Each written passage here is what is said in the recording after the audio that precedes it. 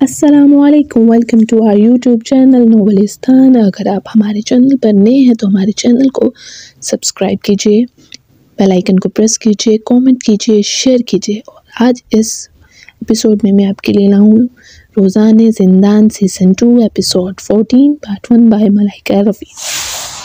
یہ سب کچھ صبرین نے روتے ہوئے شہزام سے کہا، تو تم مجھ پہ اپنے اور سابقہ منگیتر کے بیچ میں آنے کا الزام لگا رہے ہو؟ شہزام نے سنجیدگی سے جواب دیا، میں نے نہیں کہا۔ تم ہمیشہ لوگوں کی عزت نفس کو بغیر حقائق جانے ان کو ذلیل کیوں کرتی ہو؟ فوراً میرا سے معافی مانگو۔ معافی؟ صبرین نے ایسا رد عمل دیا جیسے اس نے دنیا کا سب سے مضحکہ خیز مذاق سنا ہو۔ کوئی بات نہیں شہرین، میرا نے فوراً شہزام کو روکتے ہوئے کہا، تم بہتر ہوگا کہ اپنی مسز کے ساتھ چلے جاؤ۔ میرا چینکی اور خود کو سمیٹ لیا۔ شہزام نے فوراً اپنا کوٹ اتار کر میرا پر ڈالا۔ صبرین کے وجود میں اچانک غصے کا ابال سا اٹھا۔ جب سے ہیرا، جو میرے سے کچھ حد تک مشابہت رکھتی تھی، آئی تھی، صبرین اور شہزام کے درمیان جھگڑا ہوا تھا اور وہ طلاق کے قریب پہنچ گئے تھے۔ اب جب میرا خود موجود تھی، کیا صبرین کو اس کا مقابلہ کرنے کی امید تھی؟ صبرین کی آنکھوں میں الجھن تھی۔ کیا اسے آج رات یہاں نہیں آنا چاہیے تھا؟ دروازے پر ریحام کھڑا تھا، جو اس وقت تک اس معاملے میں مداخلت کرنے سے گریز کر رہا تھا، مگر جب اس نے صبرین کو لرزتے اور تنہا دیکھا تو وہ مزید خاموش نہ رہ سکا۔ تو تم بہت آگے بڑھ گئے ہو شہزام، آخرکار وہ تمہاری بیوی ہے، تم پہلے ہی شادی شدہ ہو، پھر بھی اتنی رات کو ایک کمرے میں دوسری عورت کے ساتھ کیسے قربت دکھا رہے ہو؟ کیا تم نے کبھی صبرین کے جذبات کے بارے میں نہیں سوچا؟ کون سی قربت دکھا رہے ہو؟ شہزام نے صبرین کو تنگ نظری سے دیکھتے ہوئے کہا، کیا ریحام تمہیں یہاں لایا ہے؟ کیا تم نے اس سے کچھ نہیں سیکھا؟ وہ صرف ہمیں الگ کرنے کی کوشش کر رہا ہے۔ تم ہمیشہ ان لوگوں کے ساتھ کیوں رہتی ہو جن کے ارادے نیک نہیں ہوتے؟ کون تم دونوں الگ کرنے کی کوشش کر رہا ہے؟ تم بالکل پاگل ہو گئے ہو۔ ریحام غصے میں آ گیا۔ چلو ٹھیک ہے، چلتے ہیں۔ صبرین نے ریحام کو ساتھ لے لیا۔ وہ تھک چکی تھی اور یہاں نہیں آنا چاہیے تھا۔ کس نے کہا ہے کہ تم اس کا ہاتھ پکڑو؟ شہزام تیز قدموں سے صبرین کی طرف بڑھا اور اسے اپنے قریب کھینچ لیا۔ ریحام، تم اس سے دور رہنا۔ یہ منظر دیکھ کر میرا کا چہرہ جمود میں بدل گیا۔ اس نے اپنی مٹھی بھینچی اور اس کی نظریں حسرت سے بھری ہوئی تھی۔ تم چاہتے ہو کہ ریحام مجھ سے دور رہے، لیکن کیا تم خود میرا سے دور رہ رہے ہو؟ صبرین نے شہزام سے اپنا ہاتھ چھڑایا اور ہنستے ہوئے کہا، تم ایسا کر سکتے ہو لیکن دوسروں کو یہ کرنے کی اجازت نہیں دیتے، ہاں؟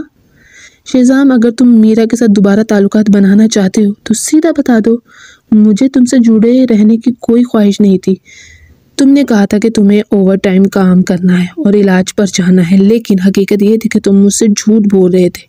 جب تم میرا کے سینے پر سر رکھے ہوئے تھے تو تم کتنے گھناؤنے نظر آ رہے تھے۔ شہزام کچھ پل کے لیے چپ ہو گیا اور اس کی بویں سکڑ گئیں۔ اس موقع پر میرا نے آگے بڑھ کر کہا، شہری مجھے اسے وضاحت دینے دو۔ میرا نے ایک کاروباری کارڈ اس کی طرف بڑھایا۔ مسز شہزام، میں نیاسیہ ہوں، وہ ماہر نفسیات جو شہزام کے علاج پر کام کر رہی ہوں۔ میں بس ابھی اس کا علاج کر رہی تھی۔ میں اس کے بچپن کی یادیں واپس لانے کی کوشش کر رہی تھی تاکہ وہ اپنے صدمے کو دور کر سکے، مگر وہ قابو سے باہر ہو گیا تھا، اس لیے میں نے اسے تھام لیا تاکہ اسے سکون دے سکوں اور تم لوگ اس وقت اندر آئے۔ صبرین نے کارڈ پکڑ کر حیرت سے اسے دیکھا۔ اس نے کبھی نہیں سوچا تھا کہ میرا وہ ماہر نفسیات ہے جس کا ذکر تنوین نے کیا تھا، جو نہایت ذہین اور پراسرار تھی۔ واضح طور پر یہ عورت سادہ نہیں تھی۔ اگر وہ روزانہ شہزام کا علاج کرے گی تو شاید وہ جلد بازی کے ذریعے سے بہکائے گی۔ واقعی وہ میرا علاج کر رہی تھی۔ وجہ یہ تھی کہ میں تمہیں بتا نہیں سکا کیونکہ میں نہیں چاہتا تھا کہ تم ہمیں غلط سمجھو اور زیادہ سوچو جیسے اب تم کر رہی ہو، شہزام نے بے بسی سے کہا۔ صبرین نے سر اٹھا کر بے پرواہ انداز میں کہا، تو کیا اب مجھے تم دونوں سے معافی مانگنی چاہیے؟ اگر شہزام نے میرا سے معافی مانگنے کی جرات کی تو ان کا تعلق کبھی بہتر نہیں ہو سکتا تھا۔ شہزام خاموش ہو گیا۔ ریحام نے چڑھتے ہوئے کہا، کیوں معافی مانگے؟ میرا تمہاری ایکس ہے اور تم اسے رات کے اس وقت ایک کمرے میں اکیلا چھوڑ کر آئے ہو، اور جب تم نے اپنی پریگننٹ بیوی کو دیکھا فوراً اسے ڈانٹ دیا۔ کیا یہ نارمل نہیں ہے کہ ایک عورت تمہارے رویے پر پریشان ہو؟ صبرین نے ریحام کو خالی نظروں سے دیکھا۔ اسے اس کی رائے میں کیوں خاص تبدیلی نظر نہیں آئی تھی۔ ریحام نے مسکراتے ہوئے اسے سفید دانت دکھائے۔ ان دونوں کی چھیڑ چھاڑ کو دیکھ کر شہزام کا چہرہ غصے سے لال ہو گیا۔ میرا نے نرمی سے کہا، تمہارا علاج مکمل ہو چکا ہے شہری، تم بہتر ہے کہ اپنی بیوی کو پہلے گھر چھوڑاؤ، ٹھیک ہے؟ شہزام نے سر ہلا کر کہا۔ اسے فکر تھی کہ صبرین اور ریحام دوبارہ ساتھ نہ جائیں۔ اس کے خیال میں میرا نے خود گاڑی چلائی ہوگی۔ جب صبرین دروازے تک پہنچی تو اس نے مڑ کر میرا کو دیکھا۔ مس شیرازی، میں امید کرتی ہوں کہ آپ شہزام کا علاج کرتے وقت ہمارے گھر پر آ کر علاج دیں گی۔ معاف کرنا، میں نے چھوٹی سوچ رکھی تھی۔ آخر کار آپ خوبصورت ہیں اور شہزام کی سابقہ منگیتر بھی ہیں، جبکہ میں صرف ایک پریگننٹ عورت ہوں۔ چونکہ آپ بھی عورت ہیں، آپ یقیناً میرے جذبات سمجھ سکتی ہوں گی۔ میں سمجھتی ہوں، میرا نے کمزور مسکراہٹ کے ساتھ جواب دیا۔ جب میرا نے دیکھا کہ شہزام بغیر مڑے اسے دیکھے کہ بغیر جا رہا ہے تو اس کا چہرہ فوراً غمگین ہو گیا۔ شہزام نے واقعی اسے اکیلا چھوڑ دیا۔ اگر یہ پہلے ہوتا تو وہ ایسا کبھی نہ کرتا۔ اس کا چہرہ بتا رہا تھا کہ وہ اس کی ہمت کو کم سمجھ چکی تھی۔ اب اسے اس مسئلے کا حل کسی اور طریقے سے نکالنا ہوگا۔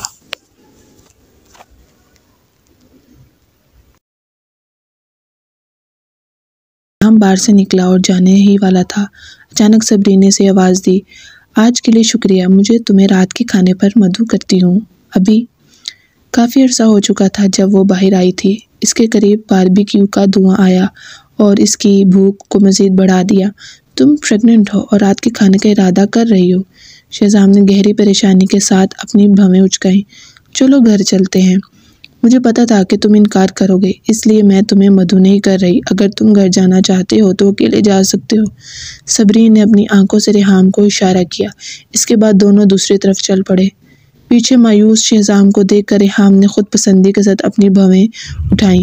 چلو یار، حالانکہ میں تمہاری طرح کام کی جگہ پر تم سے مقابلہ نہیں کر سکتا، کم از کم میں تمہاری بیوی کو تم سے چھین سکتا ہوں۔ شہزام غصے سے پھینک کر بولا۔ صبرین، مجھے تمہیں پہلے رات کے کھانے پر جانے سے کوئی مسئلہ نہیں تھا، مگر اب جب تم پریگننٹ ہو تمہیں ہمارے بچے کو خطرے میں نہیں ڈالنا چاہیے۔ ارے بھائی، تم غلط کہہ رہے ہو۔ کون کہتا ہے کہ پریگننٹ خواتین باربیکیو نہیں کھا سکتی؟ بس تھوڑی سی کھائیں، کوئی بات نہیں۔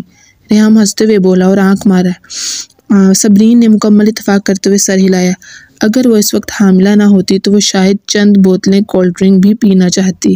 میں ہر دن سوپ پیتی ہوں، وہ بھی بے ذائقہ۔ مجھے اس بات کی پرواہ نہیں کہ تم مجھے باہر نہیں لے کر آتے، لیکن تم اب مجھے روکو گے۔ میں نہیں پرواہ کرتی، آج رات کا کھانا ضرور باہر کھاؤں گی۔ اس کے قریب باربیکیو کی خوشبو نے اس کے منہ میں پانی بھر دیا۔ بھائی، اگر تمہیں کھانا نہیں کھانا تو تم واپس جا سکتے ہو۔ ریحام مسکراتے ہوئے اس کے پیچھے چل پڑا۔ شہزام کو ریحام کے چہرے پر مکہ مارنے کی شدت سے خواہش محسوس ہوئی۔ آخر کار اس نے منہ بناتے ہوئے اس کے پیچھے چلنا شروع کر دیا۔ نائٹ مارکیٹ میں ریسٹورنٹ کے باہر رکھی ہوئی ٹیبل پر صبرین بیٹھ گئی۔ اپنی سیٹ ملنے کے بعد ارد گرد کی آوازیں اور بدبو سے شہزام کا چہرہ سکڑ گیا۔ صبرین نے کچھ پکوان آرڈر کیے، پھر اس نے مینیو ریحام کو دے دیا۔ ریحام نے بھی کچھ اور پکوان آرڈر کیے، پھر اس نے شہزام سے کہا، بھائی میں نے مینیو تمہیں نہیں دیا کیونکہ یہاں کے کھانے تمہارے ٹیسٹ کے نہیں ہیں۔ شہزام نے ایک گہری سی گھوری سے اسے نوازا۔ ٹھیک ہے، پھر اس نے کہا، ویسے بھی مجھے یہاں کے کھانے کی صفائی پسند نہیں۔ پھر بھی وہ اپنے بچوں کو تکلیف میں نہیں ڈال سکتا تھا۔ وہ اٹھا اور باربیکیو گرل کی طرف بڑھا۔ جناب، کیا آپ نے اعضاء دھوئے ہیں؟ میری بیوی نے اعضاء کئی بار دھوئے ہیں، وہ بالکل صاف ہیں، مالک نے مسکراتے ہوئے جواب دیا۔ شہزام کو یہ بالکل بھی اس پر یقین نہیں آ رہا تھا۔ یہ ممکن نہیں ہے، میں نے نیوز میں دیکھا تھا کہ باربیکیو کے اجزاء بس معمولی سے دھوئے جاتے ہیں۔ مالک چپ ہو گیا۔ جمی، کیا یہ شخص پریشان کرنے کی کوشش کر رہا ہے؟ اگر وہ اتنا شاندار دکھتا اور اس کے کپڑے اتنے اچھے نہ ہوتے تو مالک اسے بھگا دیتا۔ اگر تم مجھ پر یقین نہیں کر سکتے تو میں کچھ نہیں کر سکتا، شاید تم کسی دوسرے اسٹال پر جا کر کھانا کھا لو، مالک نے مزاح کرتے ہوئے کہا۔ کوئی بات نہیں، میں خود وہ اعضاء دھوؤں گا جو میری بیوی کھانے والی ہے۔ شہزام نے صبرین کے آرڈر کردہ اجزاء چنے اور انہیں پانی سے اچھی طرح دھو ڈالا۔ کیا تم سب کچھ دھونے کا ارادہ رکھتے ہو، بشمول جو تمہارے ساتھی نے آرڈر کیا ہے؟ مالک دانت پیستے ہوئے چہرے پر غصہ لیے پوچھا۔ نہیں، تم ان کے لیے سب سے گندے اعضاء منتخب کر لو۔ مالک حیران ہو گیا، یہ شخص کتنا سنگ دل ہو سکتا ہے۔ شہزام سکون سے واپس اپنی سیٹ پر بیٹھ گیا۔ مائی ڈیئر، میں نے تمہارے لیے اجزاء خود دھوئے ہیں، میں یہ ضمانت دے سکتا ہوں کہ وہ بالکل صاف ہے۔ صبرین اسے گھور کر رہ گئی اور منہ بنا گئی، پھر اس نے اپنے پیٹ کو چھوا۔ میرے بچوں کی کتنی قسمت اچھی ہے۔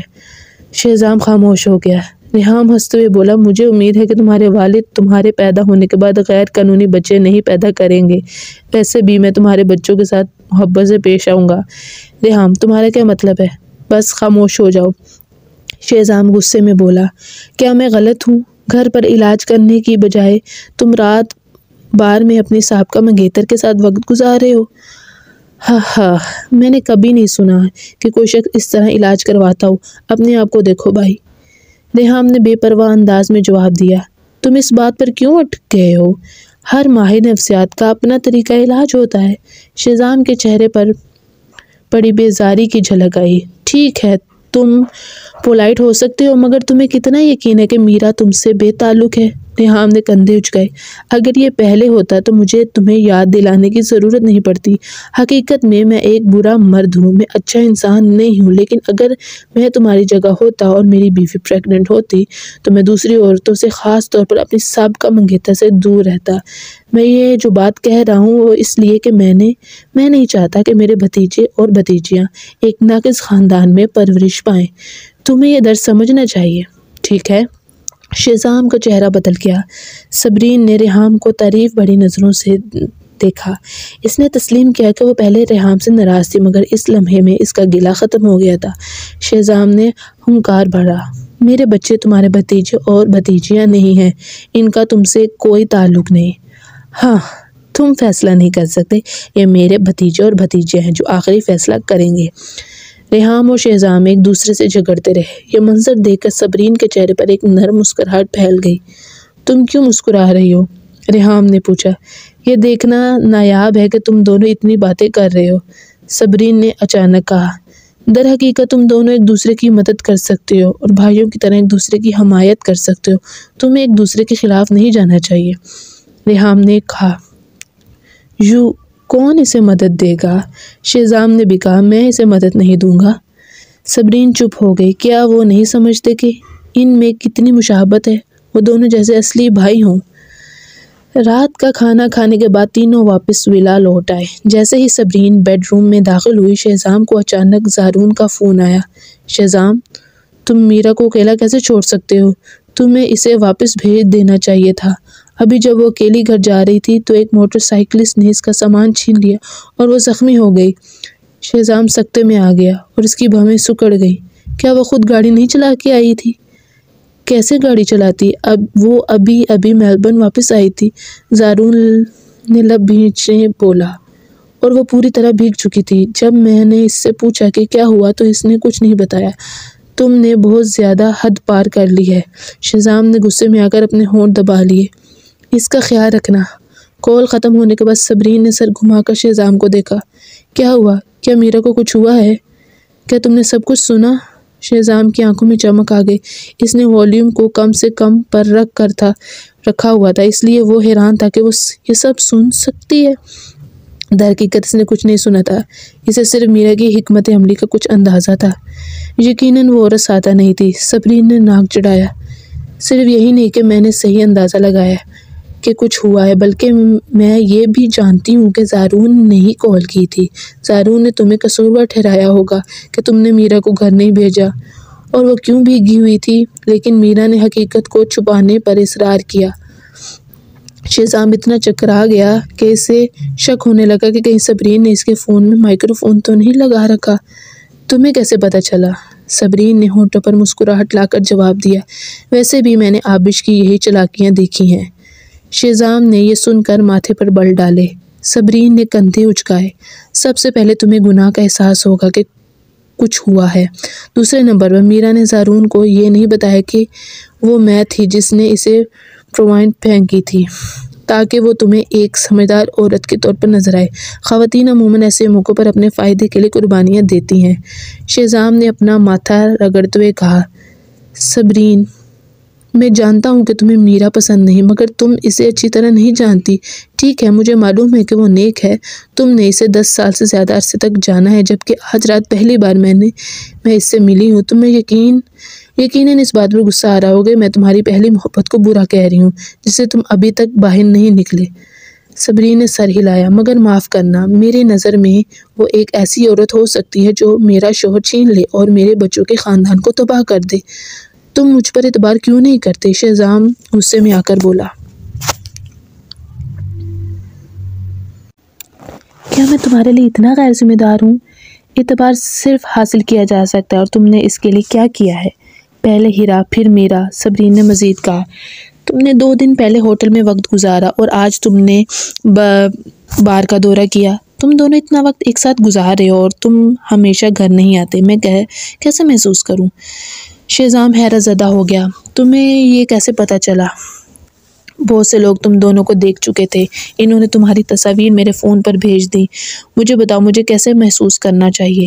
صبرین نے اپنے چہرے سے آنکھوں کے آنسو صاف کیے۔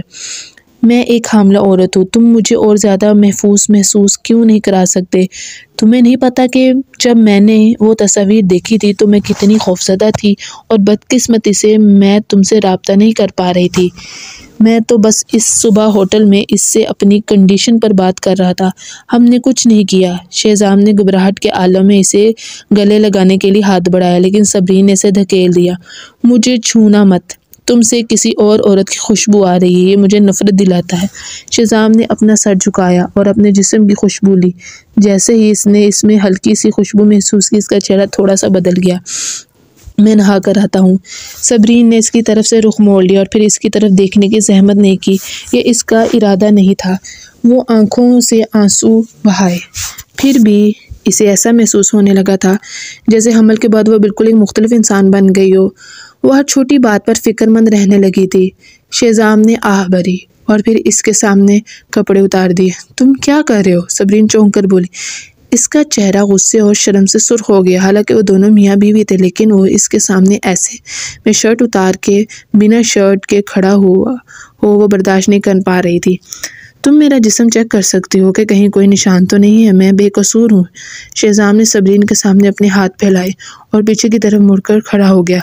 صبرین خود کو اس کی طرف دیکھنے سے روک نہ سکی۔ وہ اٹھی اور اس کو دھکیل دیا، پھر وہ باتھ روم کی طرف چل پڑی۔ اب جاؤ، تم بہت بدمعاش ہو۔ رو مت میری پیاری سی بیوی، میں تمہارے سامنے بدمعاش نہیں بنوں گا۔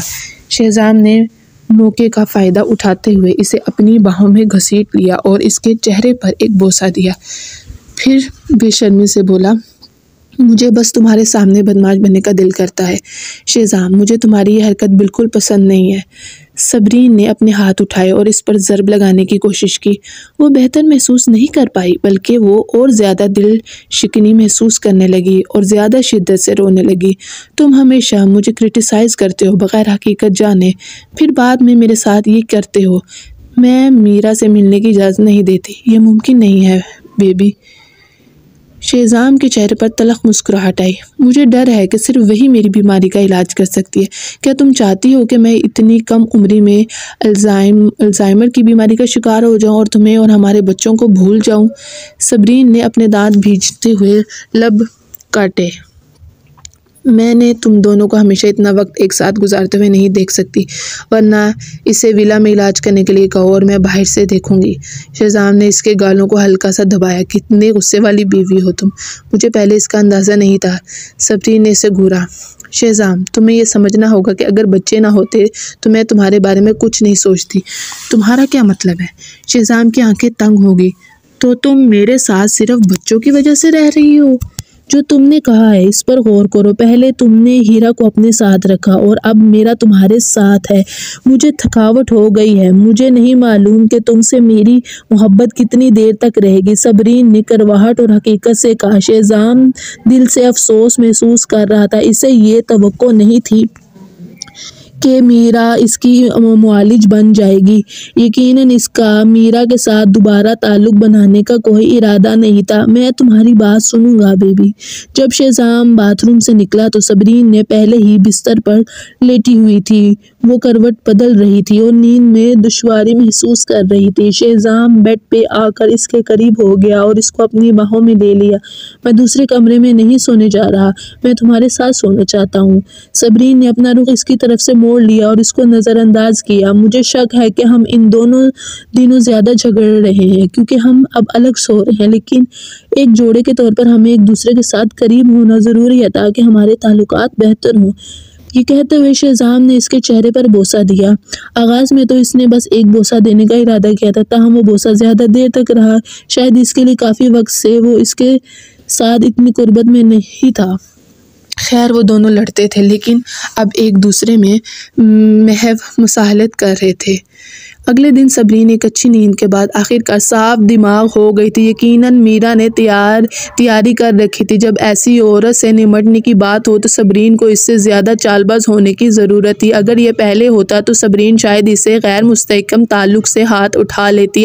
اب جب کہ وہ حاملہ تھی، اسے اپنے خاندان کا تحفظ کرنا تھا اور اس کے پاس اس کے سوا کوئی چارہ نہیں تھا۔ بس صبر سے اسے برداشت کرنا پڑا۔ کچھ دیر سوچنے کے بعد اس نے اپنا رخ موڑا اور شہزام سے کہا، آج کے بعد میں تمہارے دفتر آؤں گی۔ اب جب کہ میں یہاں ہر دن قید ہو کر رہ گئی ہوں، میرے پاس جانے کی کوئی جگہ نہیں اور میں زیادہ سوچتی ہوں جس سے مجھے مزید افسردگی ہوتی ہے۔ شہزام نے اپنے ماتھا سکیڑا اور اس کی فکر کی، لیکن میں تمہارے بارے میں سوچتے سوچتے تنگ آ چکی ہوں۔ جب تم ان دنوں واپس نہیں آئے تھے تو مجھے یہ خیال آیا کہ شاید تم کسی اور عورت کی طرف مائل ہو گئے ہو، شاید مجھے اس لیے ناپسند کرنے لگے ہو کیونکہ میں حاملہ ہوں، شاید تم مجھے شک کرنے کی وجہ سے ناپسند کرنے لگے ہو۔ مجھے یہ سب محسوس کر کے بہت نفرت ہو رہی تھی۔ صبرین نے اس کی بات کو درمیان میں روک دیا، اس کی آواز میں پریشانی محسوس ہو رہی تھی۔ شہزام نے ایک آہ بھری۔ کچھ سوچ کر اسے یہ احساس ہوا کہ ان دنوں وہ دونوں واقعی بہت تلخ لڑے تھے۔ کام اور علاج پر توجہ مرکوز کرنے کی وجہ سے اس کے پاس اسے دینے کا وقت نہیں تھا۔ ٹھیک ہے، اور تمہیں میرا کے ساتھ اکیلے وقت نہیں گزارنا چاہیے سوائے جب تم علاج کے لیے جاؤ۔ مجھے پتا ہے کہ زارون اور تنویر اس سے دوستانہ تعلق رکھتے ہیں، اس لیے وہ اکثر ایک دوسرے سے ملتے ہوں گے۔ اگلی بار جب تم چاروں ملو تو تم مجھے بھی ساتھ لے آنا۔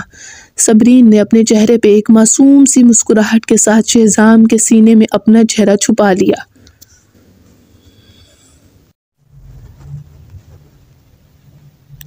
کافی عرصہ ہو چکا تھا جب اس نے اس کے سامنے اس طرح نرم رویہ اختیار کیا تھا۔ شہزام فوراً نرم دل اور الجھن میں آ گیا۔ لیکن زارون اور تنویر، مجھے پتا ہے کہ وہ مجھے ناپسند کرتے ہیں، لیکن کوئی بات نہیں، میں برداشت کر سکتی ہوں جب تک کہ میں اپنے شوہر کو کسی اور عورت سے چھین جانے سے بچا سکوں۔ صبرین نے اپنا سر اٹھایا اور اپنی بڑی آنکھوں سے دلکش انداز میں آنکھ ماری۔ یہ اس کے لیے تم بہت خوبصورت ہو۔ میں تم سے محبت کرتی ہوں بیبی، میں تمہاری بات سنوں گا۔ شہزام کی آنکھیں چمک اٹھی۔ اس نے سر جھکایا اور اس کے لبوں پر ایک بوسہ دیا۔ دل میں آہ بھر کر اس نے سوچا کہ وہ مکمل طور پر اس عورت کے زیر اثر ہو چکا ہے۔ ایسی صورتحال میں میرا اور اس کے درمیان کچھ نہیں ہو سکتا۔ بہرحال جب تک صبرین خوش ہے کوئی بات نہیں، اگر وہ چاہے تو ساتھ آ سکتی ہے۔ صبح 8:40 شہزام ہاتھ صبرین کی کمر کے ارد گرد ڈالتے ہوئے کھانے کے کمرے کی طرف جا رہا تھا۔ صبرین کا منہ تھوڑا سوجا ہوا تھا اور گال لال تھے، جبکہ اس کی اپنی تجربات سے مسز سوری کو ان دونوں کے درمیان ہونے والی حالات کا پورا اندازہ تھا۔ وہ نہ صرف اطمینان محسوس کر رہی تھی بلکہ فکر بھی کر رہی تھی۔ یہ تم دونوں کا جوڑے کے طور پر رویہ ہونا چاہیے، لیکن احتیاط کرنا۔ ڈاکٹر نے کہا تھا کہ 3 مہینے پہلے۔ ہم نے کچھ نہیں کیا نانی، آپ بار بار یاد دہانی کی ضرورت نہیں ہے، میں بچہ نہیں ہوں۔ شہزام کا چہرہ سیاہ ہو گیا اور صبرین چاہ رہی تھی کہ زمین اسے نگل لے۔ دل میں ریحام نے اس پر ناراضگی کا اظہار کیا جب وہ ناشتہ کر رہا تھا۔ شہزام اور صبرین کل ہی سخت لڑے تھے لیکن آج ایک دوسرے کے ساتھ خوشگوار تعلقات میں ہیں، جیسے کچھ ہوا ہی نہ ہو۔ ریحام سوچ رہا تھا کہ شاید شہزام خواتین کو پرسکون کرنے میں ماہر ہے یا پھر صبرین مردوں سے نمٹنے میں ماہر ہے۔ بہرحال یہ جوڑا دونوں ماہر لگ رہے تھے۔ ویسے سنا ہے کہ تم تینوں کل رات ایک ساتھ واپس آئے تھے، اچانک مسٹر سوری نے کہا۔ ریحام کو اچھا لگ گیا۔ سینڈوچ اس کے حلق میں اٹک گئی۔ شہزام نے اسے بے پرواہ انداز میں دیکھا۔ سیبی کو میری یاد آئی، اس لیے ریحام نے اسے میرے پاس لانے کے لیے کہا۔ ہم نے ساتھ کھانا کھایا اور پھر واپس گھر آ گئے۔ یہ کہہ کر صبرین نے اس کے پاؤں پر ٹھوکر مار دی۔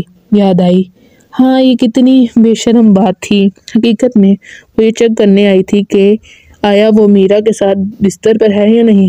شہزام نے اسے غمگین نظر سے دیکھا، تاہم صبرین نے رخ موڑ لیا اور اس کی طرف توجہ نہیں دی۔